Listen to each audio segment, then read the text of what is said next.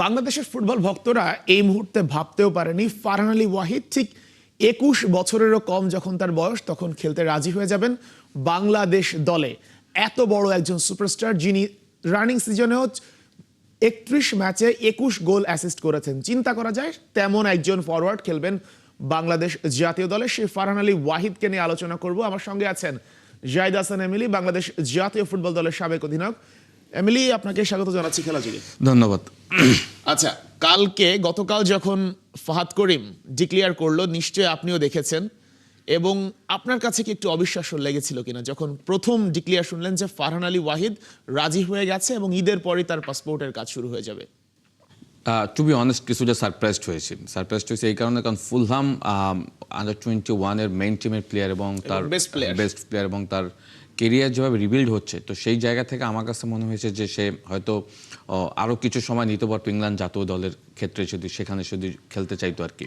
তো সেই জায়গা থেকে আসলে আমার কাছে মনে হয়েছে যে সে ভেরি সুন, এবং তার যেহেতু ব্রাইট ফিউচার সেইটা সে কনসিডারেশন রেখে কিন্তু আমার কাছে মনে হচ্ছে সে এখানে খেলতে রাজি হয়েছে, এবং এটা is very great achievement for our country. এবং স্পেশালি ফাহাদ ভাইকে আমি একটা থ্যাংক ইউ দিতে চাই এই কারণে, কারণ আপনি যদি দেখেন এই প্রোফাইলের প্লেয়ারকে আসলে রাজি করানো ইজ সো টাফ আমি মনে করি। এবং আপনি যদি দেখেন হামজার প্রসেসটা যখন শুরু হয়েছিল, হামজা কিছুটা সময় নিয়েছিল আমি যদি ভুল না করে থাকি। সে আন্ডার-23 স্কোয়াডেও খেলেছে, আন্ডার-21 টিমের স্কোয়াডে খেয়েছিল ন্যাশনাল টিমে, তখন ফিল ফোডেনদের সাথে। তো সে একটু টাইম নিয়েছিল সে জাতীয় দলের স্কোয়াডে যেতে পারে কিনা। অনূর্ধ্ব-21 এবং সে ওই টিমের বেস্ট প্লেয়ার। তো এই মুহূর্তে আসলে সে এই ডিসিশনটা বাংলাদেশের পক্ষে খেলবে, এটা আমি বলবো যে অ্যামেজিং একটা ব্যাপার। এমিলি ভাই, যদি একটা জিনিস হিসেব করি, হামজা চৌধুরী যখন লেস্টারের হয়ে খেলেছেন খুব বেশি গোল করতে আমরা তাকে দেখিনি, রাইট। কিন্তু সেই হামজা যখন বাংলাদেশে আসলেন একের পর এক গোল করেছেন। ফারহান আলী ওয়াহিদের স্ট্যাটটা যদি আমরা দেখি, খেলেছেন ফুলহ্যামের হয়ে রানিং সিজনে অর্ধ-21 দলের হয়ে, অর্থাৎ ইপিএল 2-তে রাইট, 31 ম্যাচে 12 গোল 9 অ্যাসিস্ট। সেই ফারহান যখন বাংলাদেশের হয়ে খেলবেন, তার স্ট্যাটটা আসলে কেমন হবে আপনার কাছে কি মনে হয়? না, অ্যাজ এ এক্স প্লেয়ার হিসেবে I am very excited to be honest তার খেলা দেখার জন্য। যদি সে ন্যাশনাল টিমে যখন ইনক্লুড হবে এবং তার যেদিন ডেবু ম্যাচ হবে, ডেফিনেটলি সেই ম্যাচটা তো অবশ্যই একটা অন্যরকম একটা প্রাপ্তির জায়গা থাকবে আমাদের জন্য। এবং আপনি যেটা বলছেন যে হামজা লেস্টার সিটির ফুল ক্যারিয়ারও আসলে কয়টি গোল করেছে আমরা জানি না, বাট যখন জাতীয় দলে খেলেছে আপনি দেখেন সম্ভবত সে অনেকগুলি গোল কন্ট্রিবিউশন, 6 ম্যাচে 4 গোল করে ফেলেছে এবং অ্যাসিস্টও রয়েছে। সব কিছু মিলিয়ে বাংলাদেশের হয়ে গোল করা বা বাংলাদেশ হয়ে খেলবে, এটা তো বিশাল একটা বড় প্রাপ্তির জায়গা। এবং ফারহান আলীর স্টার্ট যেভাবে আসলে বলছে, সেখানে আমার কাছে মনে হচ্ছে যে আমাদের যে জায়গাটাতে এই মুহূর্তে লেকিংস রয়েছে, আমরা মনে হচ্ছে যে সেই জায়গাটা হয়তো রিকভার করতে যাচ্ছি। বিকজ আমরা জানি যে আমরা যে জাতীয় দলের স্কোয়াডটা সাজাই, যে স্টার্টিং 11টা দাঁড় করাই, সেখানে কিন্তু সব থেকে বড় অ্যাবসেন্সের জায়গা গোল স্কোরিং এর, আপনি জানেন। ইভেনচুয়ালি আমরা স্ট্রাইকার ছাড়া আমাদেরকে খেলতে হয়, ফলস নাইন নিয়ে খেলতে হয়। ইভেনচুয়ালি আপনি নিজেও জানেন যে এখন আমরা যে দলটা রয়েছে সেখানে কিন্তু প্রপার কোনো নাম্বার 9 নেই।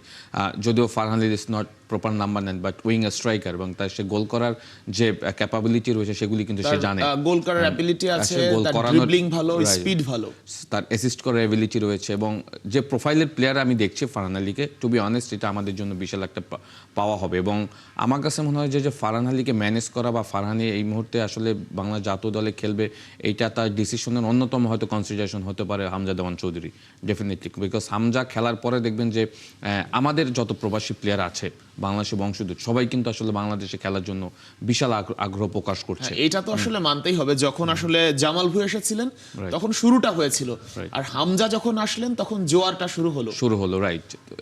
এই জায়গা থেকে আমি বলবো যে ফারহান আলী এবং ফাহাদ ভাইয়ের কথা ধরে যদি বলি, তার ছোট ভাইও দেখলাম যে এখানে খেলতে আগ্রহ হয়েছে।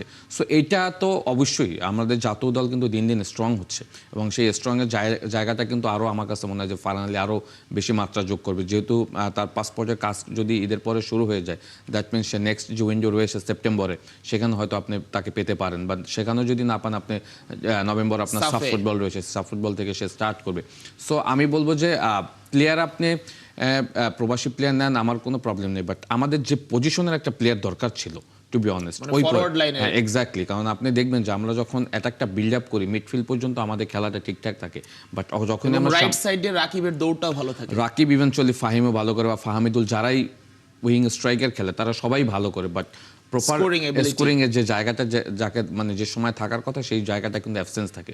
So I hope Farhan Ali যেটা হয় যে আমি কিছু শর্ট ভিডিও দেখেছি ওর মানে ক্লিপস দেখে যেটা মনে হয়েছে যে একজন উইং স্ট্রাইকার থেকে গোল করা এবং অ্যাসিস্ট করার যে Long range এর ক্যাপাবিলিটি, গোলগুলা।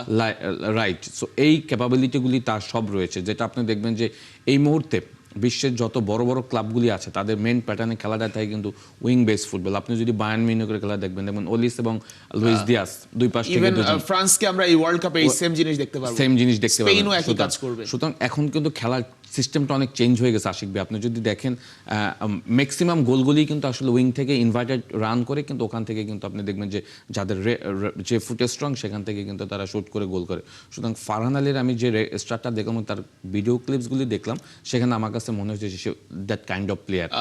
ফারহান আলীর সাকসেস রেট খুবই ভালো। তো আমরা ফাহাদ করিমের সাকসেস রেট নিয়ে যদি একটু আলোচনা করি, যদি আমি একটু আপনাকেও ধরিয়ে দিতে চাই, ফাহাদ করিমের স্টার্টটা হয়েছিল সুমিত সোমকে দিয়ে। কেউ কল্পনাও করতে পারেনি, হুট করে সুমিত সোম রাজি হয়ে গেলেন, ফাহাদ করিম কনভিন্স করে ফেললেন। এরপর একে একে অনেক ফুটবলার এসেছেন। রিসেন্টলি আমরা যদি বলি অ্যাডাম আব্বাস, ট্রেভর ইসলাম, জিদান ইউসুফ, সুলিভান ব্রাদার্স, যদি নারী ফুটবলে যায় আনিকা রানিয়া এবং শাইলা মেদিনা আসছে। এরপরে ফারহান আলী ওয়াহিদ, বিগ নেম। ফাহাদ ভাইয়ের সাকসেস রেটটা নিয়ে আসলে আপনি কি বলবেন? কারণ আমি আপনাকে একটু ইনক্লুড করতে চাই এখানে। যখন আমরা ফারহান আলীর কথা শুনেছি, ইভেন ফাহাদ করিম, এখন আলোচনা চলতেছে জায়ান হাকিমকে নিয়ে, এই একটা কাজ রানিং আছে, আরো রানিং আছে কিছু কাজ। তো এই যে সাকসেস রেটটা, আমরা ফারহান আলীর কথা শুনে এসেছি কি, ফারহান আলী সময় চায়, তার বাবা সময় চায়, সেই সময় না দিয়ে তাদেরকে কনভিন্স করা গেছে। ট্রেভর ইসলাম পড়াশোনায় মনোযোগী, সেই ট্রেভর ইসলামকে রাজি করিয়ে ফেলেছেন। ফাহাদ করিমের সাকসেস রেট নিয়ে আসলে কিভাবে আলোচনা করবেন? না, ফাহাদ ভাই যে ব্যাপারটা হচ্ছে is very close to me. সত্যি কথা বলতে, ফাহাদ ভাই management power is so big, to be honest. আপনি যখন ফাহাদ ভাইয়ের সাথে কথা বলবেন, আপনি দেখবেন সে আপনাকে ম্যানেজ করে ফেলবে। হ্যাঁ, সো এই জিনিসটা, এই গুণটা কিন্তু আসলে সবার থাকে না, to be honest. So Fahad ভাইয়ের ব্যাপারটা হচ্ছে, ফাহাদ ভাই একটা কাজের পিছনে যখন লেগে যায়, আমি যতটুকু তাকে জানি আর কি, সে ওইটাকে মানে শেষ না করা পর্যন্ত আসলে থেমে যায় না।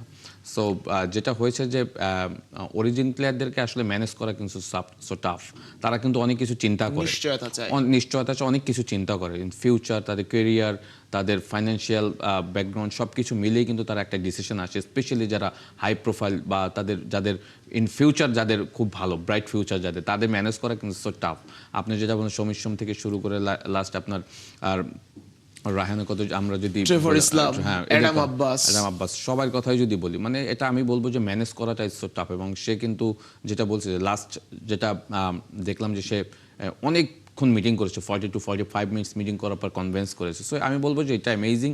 এবং যেটা হয় যে আমাদের অরিজিন প্লেয়ার কিন্তু বিভিন্ন জায়গায় ছড়িয়ে রয়েছে, এটা খবর রাখাটাও কিন্তু আমি বলবো যে এটা একটা এক প্রকারের সাকসেসের জায়গা। তো সেই জায়গাটা থেকে ফাহাদ ভাই ডেফিনেটলি অবশ্যই এই মুহূর্তে যে কাজগুলি করছে, এটা আমি বলবো যে বিরাট একটা প্রাপ্তির জায়গা। এবং যেটা হয় যে আমাদের জাতীয় দলটা কিন্তু দেখবেন যে এখন আস্তে আস্তে দিন দিন প্রোগ্রেস করছে এবং খুব স্ট্রং হচ্ছে। এবং এই প্লেয়াররা যখন সবাই একসাথে খেলবে, তখন চিন্তাই করা যায় যে আমরা যেহেতু নতুন কোচ এসেছেন, তার মাত্রই শুরু করেছেন দল নিয়ে, এই কোচের আন্ডারে যদি আমরা ট্রেভর ইসলামকে এনে দিতে পারেন, যদি ফারহান আলীকে এনে দিতে পারেন, এই দলটা আসলে কতটুকু চেঞ্জ হবে?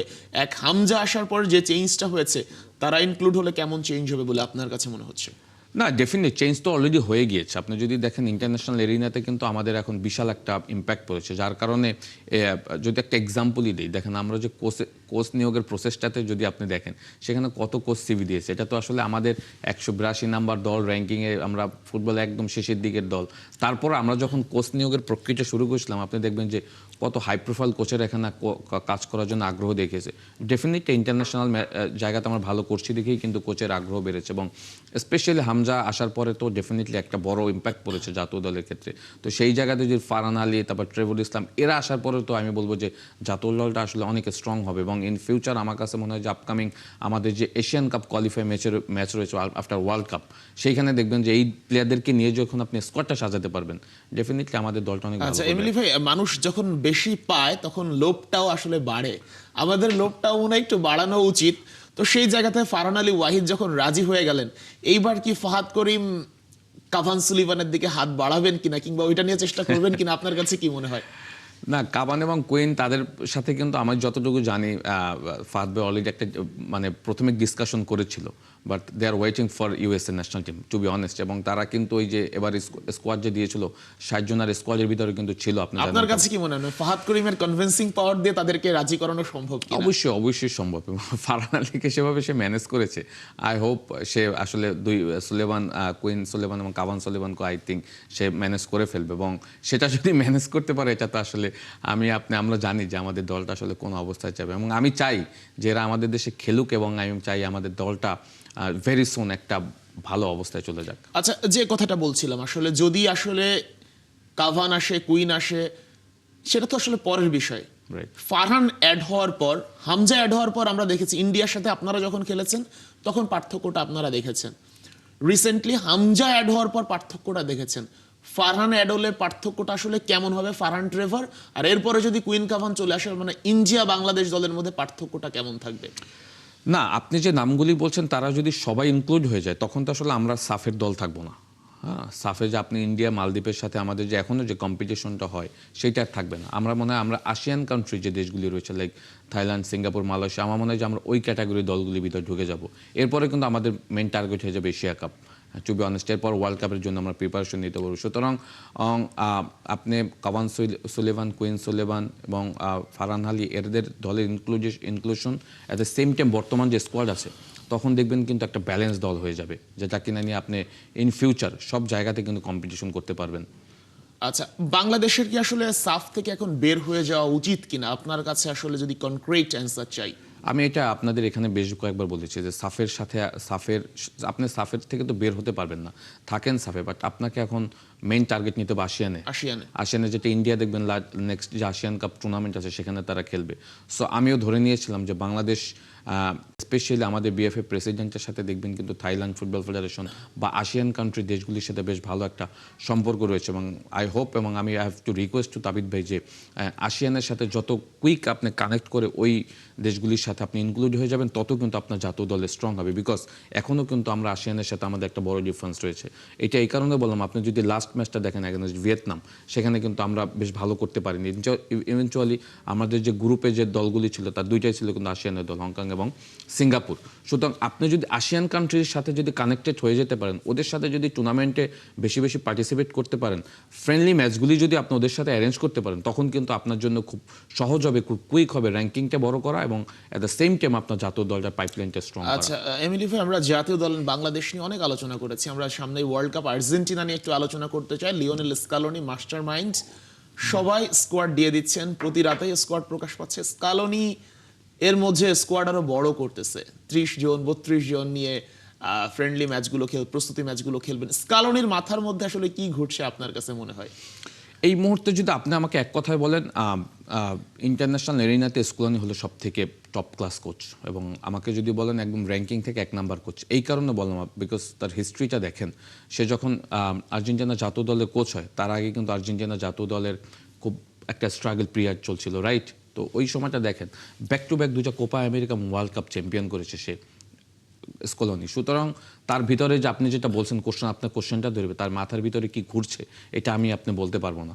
He have a big plan. এবং আপনি দেখবেন যে লাস্ট ওয়ার্ল্ড কাপটা যখন সে স্কোয়াডটা নিয়ে যায় তখন দেখবেন যে 6 থেকে 7 জনের একটা বড় প্লেয়ারের লাইন আপ, যেটা কিনা একদমই ডেবু হয়েছে ওয়ার্ল্ড কাপে। হ্যাঁ, যদি আমি বলি Enzo Fernandez, MacAllister, Julian Alvarez, Molina, এরকমই কিছু 6 থেকে 7 জন প্লেয়ার কিন্তু সে ওয়ার্ল্ড কাপে স্কোয়াডে নিয়ে গিয়েছে। অ্যাট দ্য সেম টাইম এবার ওয়ার্ল্ড কাপও কিন্তু তার প্ল্যানে বড় একটা অংশ থেকে 4 জন 5 জন এরকমের একটা ব্যাচ সে রেডি করে ফেলেছে। এই ওয়ার্ল্ড কাপে সে হয়তো ডেবু করাবে। আচ্ছা মেমিলি ভাই, একটু ইন্টারাপ্ট করি। আপনাকে যদি আমি অপশন দেই 3টা, এমিলিয়ানো বুয়েন্দিয়া, নিকো পাজ, হাসছেন কেন ভাই? It's very tough. আমি জানি আপনি চুজ করতে বলবেন, ইটস ভেরি টাফ। দেখেন এই স্কোয়াডটার ডেপথ এত স্ট্রং, আশিক ভাই, টু বি অনেস্ট আপনি যেহেতু ইউএসএতে ওয়ার্ল্ড কাপ কভার করতে যাবেন, আপনি আসলে ওখান থেকে কাছ থেকেই দেখবেন। আমি খুবই এক্সাইটেড আর্জেন্টিনা এই দলটা নিয়ে। আপনি বুয়েন্দার কথা বলছেন, নিকো পাজের কথা বলছেন, এবং লো সেলসো। আমি প্রশ্নটা শেষ করি। Buendía, Emiliano Buendia, Lo Celso এবং নিকো পাজ, এই 3 জন থেকে যদি 2 জন রাখতে বলা হয়, কাকে আপনি রাখবেন? এটা তো মানে আমার জন্য হয়তো সহজ, বাট এটা কিন্তু স্কোয়ানির জন্য অনেক ডিফিকাল্ট। স্কোয়ানি এই জন্য আপনি যেটা বলছেন যে এখনো কিন্তু 30 জন 32 জনের স্কোয়াডে নিয়ে কিন্তু নেক্সট যে 2টা ফ্রেন্ডলি ম্যাচ আছে সেখানে কিন্তু যাচ্ছে, সে কিন্তু এখনো 26 জনের স্কোয়াড কনফার্ম করতে পারেনি। সো লোসেলসোর ব্যাপারটা হয়েছে, লোসেলসোর একটা বড় কনসার্ন হলো ইনজুরি। হ্যাঁ, আপনি লাস্ট ওয়ার্ল্ড কাপটাও যদি দেখেন, হ্যাঁ সেখানেও কিন্তু মিস করেছে। সো এবারও কিন্তু তার রিসেন্টলি যদি দেখেন হিজ গুড ফর্ম, বাট ওই ইনজুরি কনসার্নটা তার বড় ভুগিয়েছে। বাট নিকোপাস এবং বুয়েন্দের কথা যদি বলেন, দেখেন অ্যাস্টন ভিলা বুয়েন্দের পারফরমেন্স আপনি যেভাবে দেখেছেন, হ্যাঁ, এবং ইউরোপা কাপ লিগ চ্যাম্পিয়ন হয়েছে, সেখানে কিন্তু তার অসাধারণ কন্ট্রিবিউশন ছিল। নিকোপাস তো ট্যালেন্টেড প্লেয়ার, মানে তাকে নিয়ে কোনো কথাই হবে না। সুতরাং এখান থেকে যদি আপনি তাহলে আমরা আমাকে আসলে এই ডিসিশনটা দিয়ে না। থ্যাংক ইউ এমিলি ভাই। কথা বলছিলাম জাহিদ হাসান এমিলির সঙ্গে, জাতীয় দলের সাবেক অধিনায়ক।